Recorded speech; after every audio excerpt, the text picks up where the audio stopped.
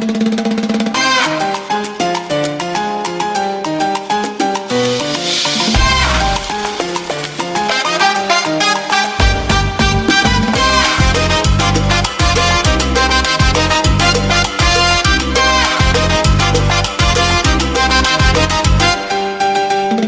merupakan salah satu provinsi di Indonesia yang masih menghadapi berbagai tantangan dalam pembangunan infrastruktur, terutama pada sektor jalan, transportasi, dan konektivitas wilayah.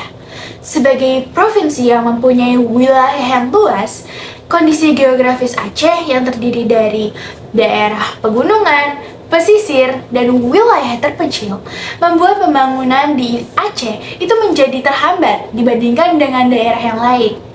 Nah, selain itu, Aceh juga sering mengalami bencana alam seperti banjir, longsor, atau yang pernah kita dengar, tsunami. Itu dapat merusak jalan, jembatan, serta fasilitas yang lainnya. Akibatnya, akses transportasi masyarakat dan distribusi barang dapat terganggu sehingga terdampak pada aktivitas ekonomi di masyarakat Aceh. Beberapa fakta yang menunjukkan kondisi infrastruktur di Aceh. Yang pertama, Aceh itu sangat bergantung banget pada transportasi jalan karena lebih dari 95% distribusi barang dilakukan melalui jaringan jalan. 2. Kerusakan jalan dan jembatan dapat menghambat konektivitas antar wilayah serta distribusi barang. Data dari Badan Pusat Statistik Provinsi Aceh menunjukkan bahwa pembangunan desa masih menghadapi tantangan pada ketersediaan dan kualitas infrastruktur dasar seperti jalan dan fasilitas transportasi. Lalu pada tahun 2025, bencana hidrometeorologi dan cuaca ekstrim menyebabkan kerusakan infrastruktur sehingga aktivitas ekonomi terganggu.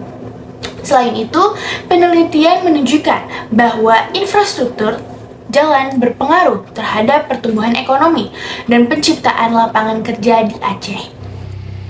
Di sini ada connection. Yang pertama, otonomi daerah. Nah, otonomi daerah ini, pemerintah daerah memiliki kewenangan untuk mengatur pembangunan daerahnya, termasuk pembangunan infrastruktur. Yang kedua, pembagian kewenangan pemerintahan. Yang pertama ada pemerintah pusat, itu bertanggung jawab terhadap jalan nasional dan proyek strategis nasional. Dan kedua, pemerintah provinsi dan kabupaten bertanggung jawab itu terhadap jalan daerah dan fasilitas publik. Dan terakhir, ketiga, ada nilai Pancasila. Nilai Pancasila, ketimpangan pembangunan infrastruktur bertentangan dengan nilai Pancasila yang kelima, yaitu keadilan sosial bagi seluruh rakyat Indonesia. Isu masalah inti, masalah utama yang muncul adalah ketimpangan pembangunan infrastruktur antar wilayah. Sebagian daerah memiliki akses jalan dan fasilitas yang baik, sedangkan wilayah lain masih mengalami keterbatasan sehingga menimbulkan ketidakmerataan pembangunan dan wilayah publik. Ketimpangan ini dipengaruhi oleh keterbatasan anggaran daerah, kondisi geografis yang sulit dijangkau, serta koordinasi pusat daerah yang belum optimal. Dampaknya adalah terhambatnya mobilitas masyarakat, distribusi barang, serta perkembangan ekonomi daerah. Dalam hal kewenangan, pemerintah pusat itu berperan dalam kebijakan dan pendanaan infrastruktur nasional, sedangkan pemerintah daerah atau Perda bertanggung jawab pada perencanaan dan pembangunan di wilayahnya. Jadi solusinya tuh adalah memperkuat koordinasi pusat daerah, meningkatkan pemerataan anggaran pembangunan, serta melakukan perencanaan infrastruktur yang lebih tepat sasaran sesuai dengan kebutuhan masyarakat.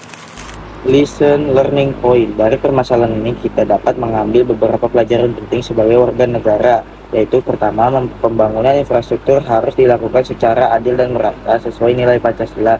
Kedua, pemerintah dan masyarakat harus bekerja sama dengan menjaga serta memiliki fasilitas publik. Yang ketiga, warga negara perlu peduli terhadap pembangunan daerah dan ikut berpartisipasi menjaga infrastruktur. Yang keempat, infrastruktur yang baik dapat meningkatkan kesejahteraan masyarakat dan pertumbuhan ekonomi daerah.